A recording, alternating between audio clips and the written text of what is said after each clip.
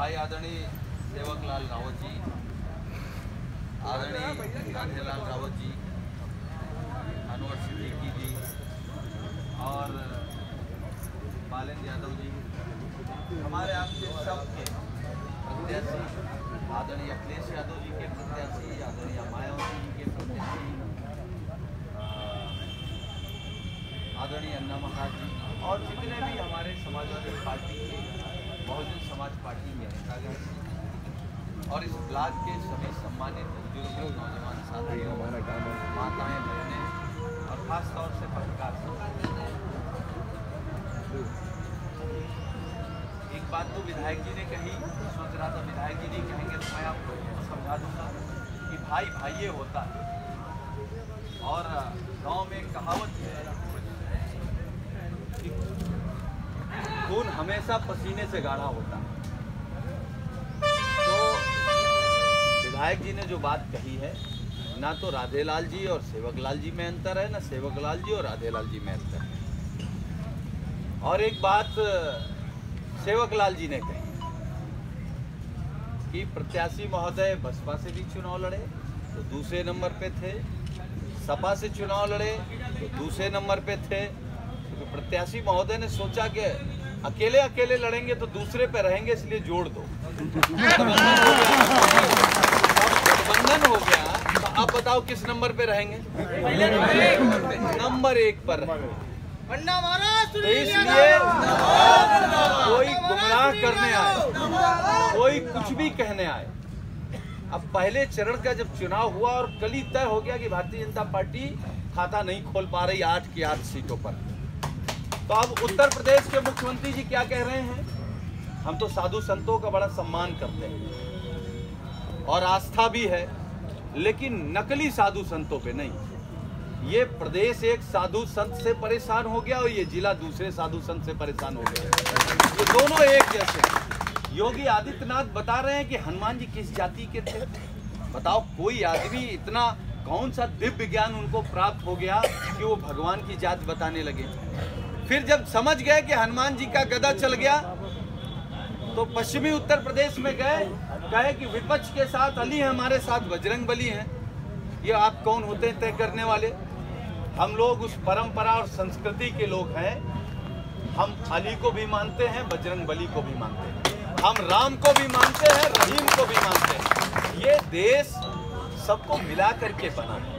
हमारे देश की जो संस्कृति है, अभी आदरणीय अन्ना महाराज जी के साथ हम लोग गाड़ी में बात कर रहे थे कि ये देश खूबसूरत क्यों है, क्योंकि इस देश में हर 3 कोस में पानी और हर 6 कोस में जब भाषा बदलती हो, उसके बावजूद इतने रंग रूप वेशभूषा अलग अलग भाषा वाले लोग, लेकिन फिर भी वो एक है, क्योंकि ये हमारी संस्कृति और सभ्यता है।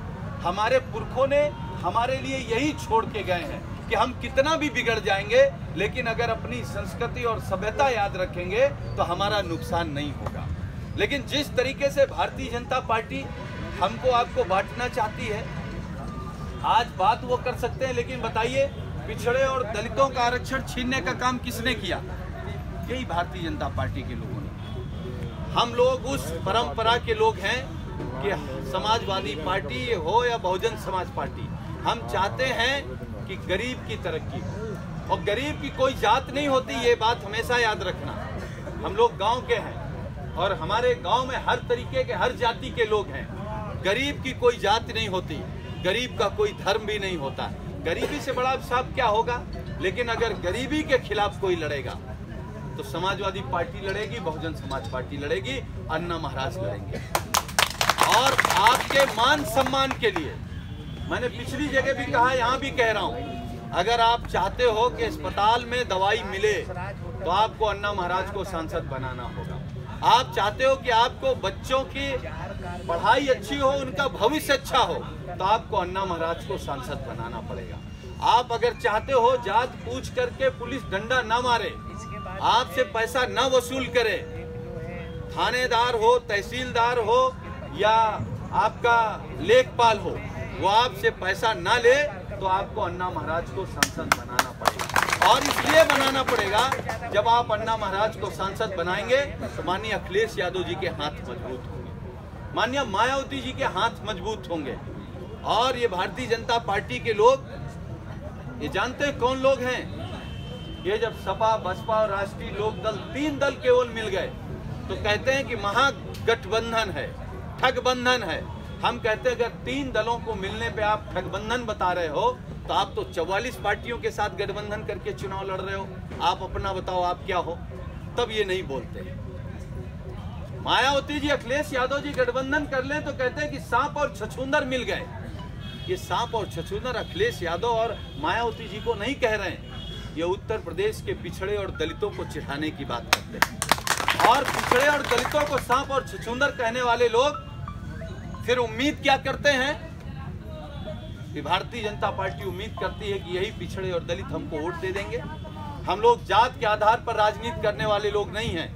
अगर जात के आधार पर राजनीति करने वाली समाजवादी पार्टी और बहुजन समाज पार्टी होते तो हमारे प्रत्याशी अन्ना महाराज नहीं होते।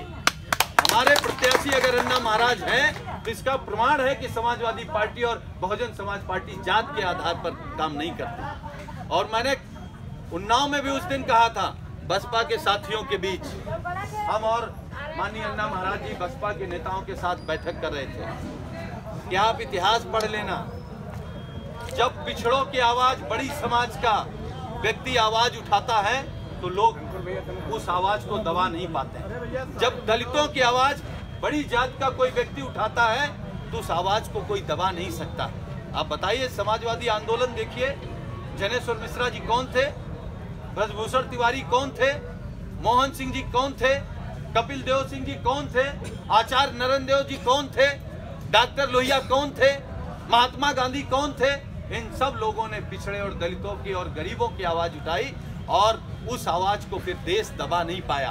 उन्नाव में जब पिछड़े और दलितों और मुसलमानों की आवाज अन्ना महाराज बनेंगे, हम आपको विश्वास दिलाते हैं आपकी आवाज कोई नहीं दबा सकता। और अन्ना महाराज के बारे में केवल 2 बातें कहूंगा। लोग कुछ भी कहते हो, ये थोड़ा कड़वा बोलते हैं, लेकिन कड़वा वही बोलता जो दिल का साफ होता है। ये हमेशा याद रखना, कड़वा शब्द वही बोलता है जो दिल का साफ होता है, वरना मीठे तो मोदी से ज्यादा भी कोई मीठा है क्या? मोदी ने जितना झूठ बोला, आप बताओ 15 लाख किसी के खाते में आए, बहन बेटियां कहीं सुरक्षित हैं, किसान भुखमरी की कगार पर है, रोजगार इनके पास है नहीं। अब तो देश में सब कुछ दिख गया लेकिन अच्छे दिन नहीं दिखे। अब दूसरी तरीके के नारे लग रहे हैं, मैं उनमें नहीं जाना चाहता हूं। मैं केवल एक चीज कहना चाहता हूं कि हमको, आपको अगर लगता है कि देश में बदलाव लाना है तो हम देश भर में तो नहीं जा सकते। हमको, आपको लगता है प्रदेश में बदलाव लाना है तो हम प्रदेश भर में भी नहीं जा सकते हम आप। लेकिन अगर आपको लगता है कि उन्नाव में भी बदलाव लाना है तो हम आप अपने अपने बूथ में, अपने गांव में, अपने सेक्टर में, अपने क्षेत्र में अगर बदलाव ले आएंगे, उन्नाव भी बदल जाएगा, प्रदेश भी बदल जाएगा, देश भी बदल जाएगा। तो हमें उम्मीद है कि जो पूरा देश चाहता है कि बदलाव आए, वो बदलाव हमारी आपकी जिम्मेदारी है। हम आप उस बदलाव को लेकर के आएंगे। और एक दूसरी बात जो मैंने नहीं कही प्रत्याशी महोदय के बारे में, इन्होंने हमसे भी व्यक्तिगत कहा, वो भावुक होके कहा। अभी जब पहली जगह स्वागत हुआ, उन्होंने कहा, सुनील, जो सम्मान मुझे उन्नाव के लोग दे रहे हैं, ये सम्मान मैं पाई पाई अदा करूंगा सांसद बनने के बाद, और अपना पूरा जीवन इन्हीं लोगों के मान सम्मान और इनके अधिकार की लड़ाई में मैं पूरा जीवन लगा दूंगा। ये अगर सोच हमारे प्रत्याशी की है तो ऐसे प्रत्याशी को गठबंधन ने, मायावती जी ने और अखिलेश यादव जी ने हमको, आपको, अन्ना महाराज जी को प्रत्याशी के रूप में दिया है। हमारी आपकी जिम्मेदारी है कि हम आप अपने नेता को सांसद के रूप में उनको वापस करें। बहुत बहुत धन्यवाद।